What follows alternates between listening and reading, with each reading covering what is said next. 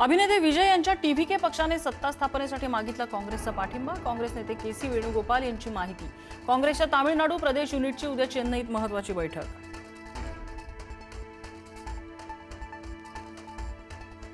SRPF परीक्षेतील अभूतपूर्व गोंधळानंतर भरती स्थगितीचा सरकारचा निर्णय।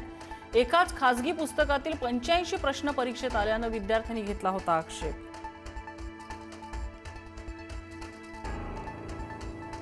लोकभवनमध्ये जाऊन राजीनामा देणार नाही, ममता बॅनर्जींची भूमिका।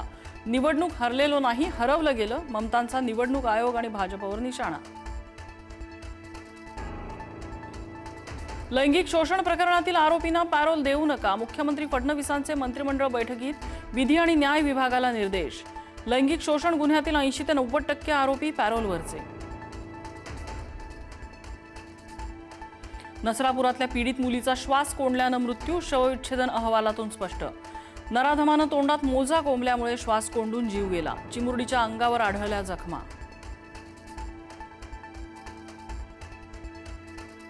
पुरंदर विमानतळ भूसंपादनाचं पॅकेज जाहीर, एकरी 1,61,61,00,000चा लाभ। पुरंदर विमानतळ गेम चेंजर ठरणार। पोलीस रील स्टार सोनाली हिंगेसह सुदाम तायडे आणि पीएसआय अजित बडे बडतर्फ। प्राचार्यांना खोट्या गुन्ह्याची धमकी देत 7 लाख खंडणी उकळल्या प्रकरणात कारवाई। येत्या हंगामासाठी उसाला 3,650 रुपये एफआरपीची घोषणा। एफआरपी प्रतिटन 100 रुपयांनी वाढला। 5 कोटी ऊस उत्पादकांना फायदा होणार असल्याचा सरकारचा दावा।